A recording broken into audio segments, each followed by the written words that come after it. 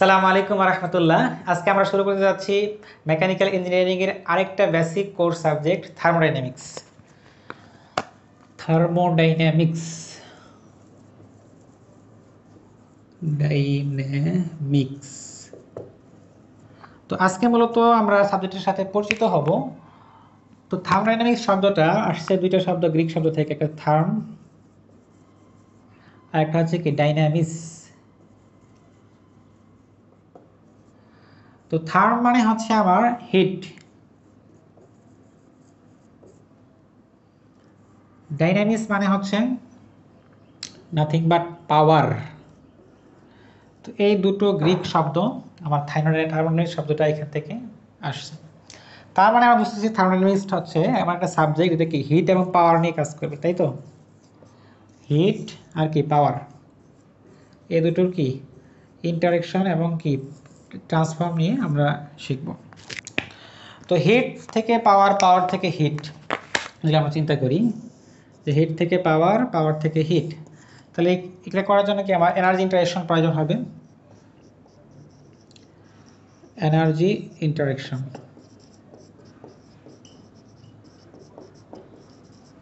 তো আমরা প্রথমে আসি যে আসলে হিট বলতে কি বুঝি। আমরা আসলে বুঝি, কিন্তু এখানে আমার একটু টেকনিক্যাল মানে ডেফিনেশন দরকার হবে। তো হিট বলতে আমরা বুঝি যে আচ্ছা এটা একটা অবশ্যই একটা এনার্জির একটা ফর্ম, যেটা কি ঠান্ডা থেকে গরম থেকে ঠান্ডার দিকে ফ্লো করে।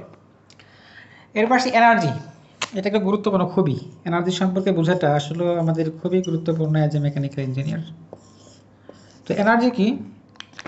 এনার্জি হচ্ছে আমার যে কোনো কিছু মানে কাজ করার ক্ষমতা, যে কোনো কতটুকু কাজ করতে পারবে, এখানে কতটুকু কাজ করার প্রবাবিলিটি আছে বা কাজ করতে পারবে, এটা হচ্ছে আমার এক কথায় ওয়ার্কের সাথে এর সম্পর্ক, যে কতটুকু সে কাজ করতে পারবে সেটা হচ্ছে তার মধ্যে এনার্জি। একটা দেশের মধ্যে যত বেশি এনার্জি আসে সে তত বেশি এটাকে ওয়ার্কে কনভার্ট করতে পারবে, তত বেশি সে ওয়ার্ক ডান করতে পারবে। তো এই মোটামুটি বুঝি আমরা যে এনার্জি বলতে এতটুকু যে ওয়ার্ক করার ক্ষমতা বা ওয়ার্ক করার অ্যাবিলিটি, যেটাকে বলি। ক্ষমতা বলতে আবার অন্য কিছু না বুঝি, কারণ এটা পাওয়ারের সাথে সম্পর্কিত, ওই পাওয়ার না, অ্যাবিলিটি বলি, যে ওয়ার্ক ডানের যে অ্যাবিলিটি সেটা হচ্ছে আমার এনার্জি। ইন্টারাকশন মানে তো বুঝি, এটা বাদ।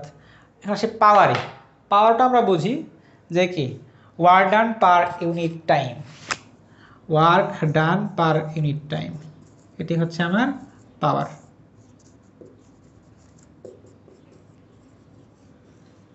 তো এই তিনটা জিনিসের যে আমার ইন্টারেকশন, সেটা হচ্ছে আসলে থার্মোডাইনামিক্সের মূল বিষয়। এখন আমরা যাই যে আসলে এত কিছু জানার পর একটা থার্মোডাইনামিক্স নামে একটা ডেফিনেশন দাঁড় করানোর চেষ্টা করব, আসলে কী হয়। আমরা বুঝতেছি মোটামুটি যে থার্মোডাইনামিক্স আমার এনার্জি নিয়ে ডিল করে। সো থার্মোডাইনামিক্স কী হচ্ছে আমার এনার্জি ইন্টারেকশন, মূলত এনার্জি ইন্টারেকশন। আরেকটা নিয়ে কাজ করা হচ্ছে এনার্জির ফলে, আমি একটা অবজেক্টে এনার্জি দিলাম, তারপর এটার মধ্যে ইফেক্ট কি হবে, effect, physical effect, effect on physical property দিলে সুবিধা হবে। Effect on physical property, car effect? ওই এনার্জির ইফেক্ট। কার উপর ইফেক্ট? সেটা হচ্ছে আমার ওই যেই বস্তুতে দিলাম বডিতে, মানে যেখানে এনার্জিটা দিলাম সেই বস্তু, পানি হতে পারে, গ্যাস হতে পারে, আমি গ্যাসের মাঝে এনার্জি দিলাম। তো এই যে এনার্জি দেওয়ার ফলে আমার কি হলো, এটার ইফেক্টটা কী হবে, ফিজিক্যাল প্রপার্টি, মানে গ্যাসের যে ফিজিক্যাল প্রপার্টি আছে সেটা কীরকম চেঞ্জ হবে বা কীরকম হবে আর কি। আর ইফেক্ট কার? এনার্জি দেখে দিলাম, এই জন্য ইফেক্টটা হলো। তো এই হচ্ছে মোটামুটি আমরা থার্মোডাইনামিক্সের সংজ্ঞাটা বা ডেফিনেশনে বলতে পারি। এটা হচ্ছে কি আমার এনার্জি ইন্টারাকশন প্লাস হচ্ছে এই এনার্জি দিলাম, এটার ইফেক্ট অন ফিজিক্যাল প্রপার্টি। এখন এখানে একটা টার্ম আছে physical property. What is the physical property? Physical property বলতে আমরা আসলে কী বুঝি সহজ বাংলায়? যে ফিজিক্যাল প্রপার্টি যেটা আসলে আমরা ফিজিক্যালি বুঝতে পারি। ফিজিক্যালি বোঝা মানে কি? চোখ দিয়ে বোঝা, নাক দিয়ে বোঝা, হাত দিয়ে ছুঁয়ে বোঝা। তো এই ধরনের যে প্রপার্টিগুলো আছে, যেমন কি ওজন, তারপর টেম্পারেচার, এই বিষয়গুলো, তারপরে হ্যাঁ মাস তো ওজন একই জিনিস। তো এই ধরনের ভলিউম, ছোটো বড় বোঝা কোনো কিছু। তো এই ধরনের প্রপার্টিগুলো হচ্ছে ফিজিক্যাল প্রপার্টি, ঠিক আছে। তো এই ধরনের প্রপার্টির যে চেঞ্জ বা ইফেক্ট সেটা নিয়ে আমরা এখানে হবে। তো এখন আমরা থার্মোডাইনামিক্সের আরও একটা সংজ্ঞা জানবো, সেটা হচ্ছে যে আমার সামারফিল্ড নামক একজন বিজ্ঞানীর কথা আমরা জানি। সামারফিল্ড নামে একটা আছে। তো বিজ্ঞানী সামারফিল্ড উনি একটা কথা বলছেন থার্মোডাইনামিক্স সাবজেক্ট নিয়ে। থার্মোডাইনামিক্স হচ্ছে আমার একটা ফানি সাবজেক্ট। থার্মোডাইনামিক্স হচ্ছে আমার একটা ফানি সাবজেক্ট। কেন ফানি?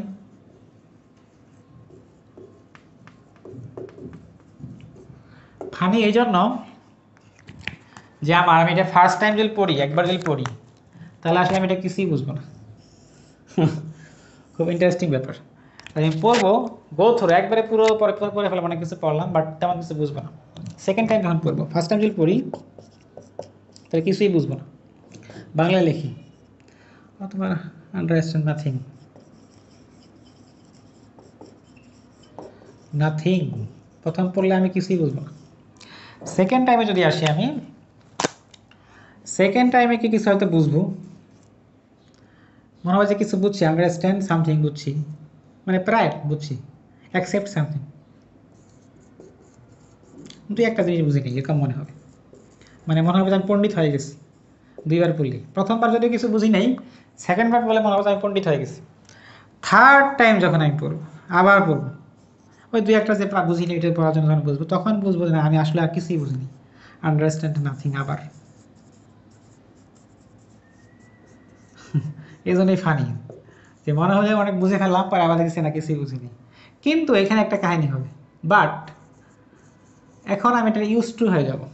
এটা আমার কাছে আর কিছুই মনে হয় না, যে নাও বুঝি কিন্তু এই প্যারা মনে হবে না, তখন আমি কি অলরেডি ইউজড টু হয়ে যাব। তো এই হচ্ছে আমার ফানি সাবজেক্ট। আমরা শুরু করব, দেখি কতটুকু আগাইতে পারি থার্মোডাইনামিক্স নিয়ে। তো আরেকটু সামনে যদি আগাই আমরা, থার্মোডাইনামিক্স আসলে কী নিয়ে ডিল করে, তো এই ক্ষেত্রে আমরা একটু জানতে পারবো থার্মোডাইনামিক্স হচ্ছে আমার তিনটা, সহজ কথা আর কি বোঝার জন্য, এগুলা তিনটা নিয়ে ডিল করে। ওই যে কথাই বলছি এনার্জি, ইতে এনার্জি। তো তিনটা থ্রি ইস নিয়ে থার্মোডাইনামিক্স ডিল করে। তিনটা কি? প্রথমে যদি আসি আমরা, প্রথমটা হচ্ছে অবশ্যই এনার্জি। দুই নম্বরটা কি হয়তো ধরতে পারতেছি, এন্ট্রপি। এনার্জি কি এটা বললাম, যে ওয়ার্ক ডানের যে অ্যাবিলিটি সেটা হচ্ছে আমার এনার্জি। এন্ট্রপি কি এখন পরে আরেকটু পরে বুঝি এটা। 3 নম্বরে আসি। 3 নম্বরটা হচ্ছে আমার ইকুইলিব্রিয়াম।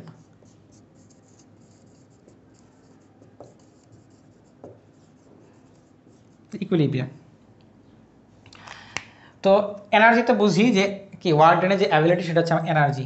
এন্ট্রপি কি? এন্ট্রপি হচ্ছে যে মেজারমেন্ট অফ ক্যাওস, বিশৃঙ্খলার পরিমাপ। সাধারণভাবে কি এটা মাপে হচ্ছে আমরা, এটা হচ্ছে আমার এন্ট্রপি এর দ্বারা প্রকাশ করা হয় এরকমভাবে, যে আমার কোনো যদি একটা হিট আদান প্রদান হয়, হিট এক্সচেঞ্জ হয়, তারপরে ডিভাইড পেয়ে এরকমভাবে মেজার করে একটা ইকুয়েশন। বাট এটা হচ্ছে মেজারমেন্ট অফ বিশৃঙ্খলার যে আমার পরিমাপ, সেটা হচ্ছে আমার এন্ট্রপি বোঝায়। যে আমার জানি যে পৃথিবী যত প্রসেস হয়, বেশিরভাগ প্রসেসে কিন্তু এন্ট্রপি ইনক্রিজ করে, ঠিক আছে। তো একসময় ইনক্রিজ করতে করতে এমন একটা সময় আসবে যখন কি থার্মাল ডেথ হয়ে যাবে, পুরো দুনিয়ার মধ্যে কোনো কিছু থার্মালি কোনো কিছু আর এক্সচেঞ্জ হবে না। তো এরপর আসি ইকুইলিব্রিয়াম। What is equilibrium? আমরা অলরেডি 2-3 প্রকার ইকুইলিব্রিয়াম জানি। একটা হচ্ছে কি আমরা মেকানিক্যাল, যখন মেকানিক্স পড়ছি, যে মেকানিক্যাল ইকুইলিব্রিয়াম একটা ইকুইলিব্রিয়াম যেটা করি, একটা হচ্ছে কি ফার্স্ট হচ্ছে মেকানিক্যাল ইকুইলিব্রিয়াম। 2 নম্বর হচ্ছে কি আমার কেমিক্যাল ইকুইলিব্রিয়াম হতে পারে,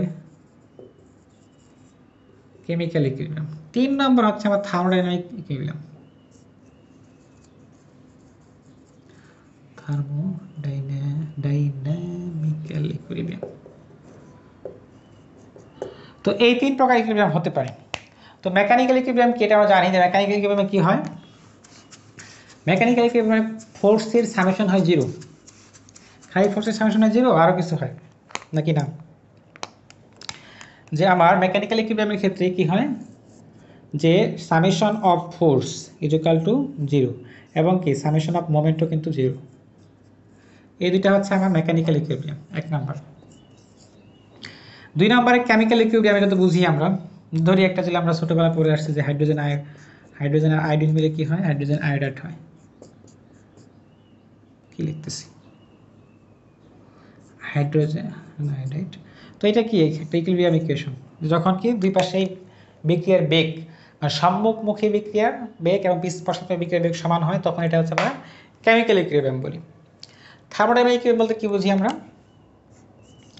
মানে হচ্ছে নো হিট এক্সচেঞ্জ যদি হয়, যখন মানে দুই পাশে যে টেম্পারেচার এমন হয় যে ব্যালেন্স হয়ে গেল, যে এখানে একটা বস্তু চিন্তা করি, এখানে একটা বস্তু চিন্তা করি, এটা T1 টেম্পারেচার, T2 টেম্পারেচার, যখন এদের মধ্যে কোনো এনার্জি ইন্টারাকশন হবে না, এদিকেও যাবে না এদিকেও যাবে না, কিউ ইজ ইকুয়াল টু কি, শূন্য, কোনো এনার্জি ইন্টারাকশন হচ্ছে না, তো এক্ষেত্রে আমরা বলবো হচ্ছে থার্মোডাইনামিক বা থার্মাল ইকুইলিব্রিয়াম। ঠিক আছে, তো এখন আমরা আসলে এই যে 3E যে পড়লাম, একটা হচ্ছে কি এনার্জি এন্ট্রপি ইকুইলিব্রিয়াম। আমাদের আসলে টার্গেট কি, আমরা আসলে এখানে থার্মোডাইনামিক্সের কোন ইকুইলিব্রিয়াম নিয়ে ডিল করব। অনেকে হয়তো মনে মনে বলতেছি অবশ্যই এটা কি থার্মোডাইনামিক্যাল যে ইকুইলিব্রিয়াম সেটা নিয়ে আমরা ডিল করব। তাদের উত্তর ভুল। আসলে হচ্ছে আমাদের থার্মোডাইনামিক্যাল ইকুইলিব্রিয়াম নিশ্চিত করতে হলে আমাকে 3টা জিনিসই লাগবে একই সাথে, বোথ। থার্মোডাইনামিক ইকুইলিব্রিয়াম বলতে আমার ওই যে হিট এক্সচেঞ্জও হওয়া যাবে না, থার্মো ইকুইলিব্রিয়াম বলতে আমরা বুঝবো একই সাথে 3টা, 1 নাম্বার 2 এবং 3, তিনোটাই হতে হবে। কোনো ফোর্সের ইমব্যালেন্স থাকা যাবে না, মানে হচ্ছে del f summation f summation m 0 হতে হবে। কোনো কি বিক্রিয়ার এদিকে এদিকে বেগ সমান হতে হবে, আর এখানে কি কোনো হিট এক্সচেঞ্জ হবে না, দুই পাশে টেম্পারেচার সমান হবে। তো এরকম 3টা ইকুইলিব্রিয়াম যখন আমি একই সাথে এক্সিস্ট করবে, সেক্ষেত্রে আমরা বলবো এটা থার্মোডাইনামিক্যাল ইকুইলিব্রিয়াম। যদি আমার কেমিক্যাল রিঅ্যাকশান হয়, হবে না, ফোর্স ইমব্যালেন্স হয়, হবে না, টেম্পারেচার ডিফারেন্স থাকে, হিট এক্সচেঞ্জ হয়, হবে না। তো এই গেল আমার 3E। এখন আমরা থার্মোডাইনামিক্স কীভাবে স্টাডি করব, এটা একটা ব্যাপার আসতে পারে। তো থার্মোডাইনামিক্স আমরা সাধারণত দুইভাবে পড়াশোনা করি, দুইটা অ্যাপ্রোচ আছে এটার, দুই অ্যাপ্রোচে আমরা পড়াশোনা করি। একটাকে বলি আমরা মাইক্রোস্কোপিক অ্যাপ্রোচ,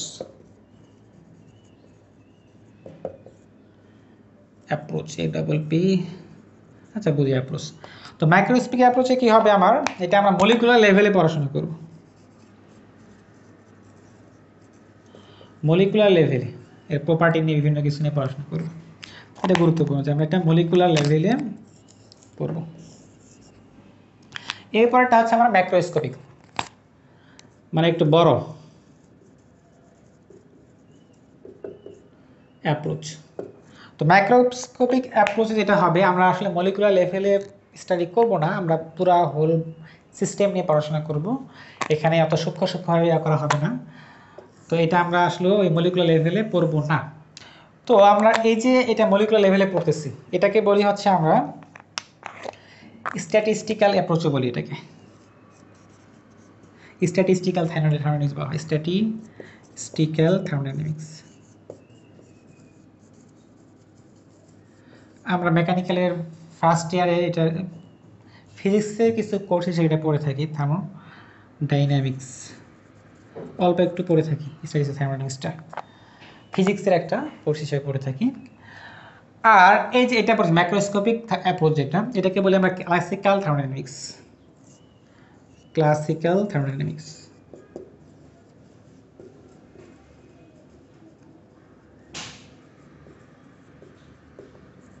তো আমাদের যে এই যে পুরো থার্মোডাইনামিক্স অ্যান্ড ইঞ্জিনিয়ারিং অ্যাপ্রোচ, এই যে আমাদের একটা সাবজেক্ট থাকে, এটাতে কিন্তু আমরা পুরোটাই ফোকাস করি হচ্ছে আমার এই ক্লাসিক্যাল থার্মোডাইনামিক্সের উপর, আমরা এটার উপর অ্যাপ্রোচ ফোকাস করি।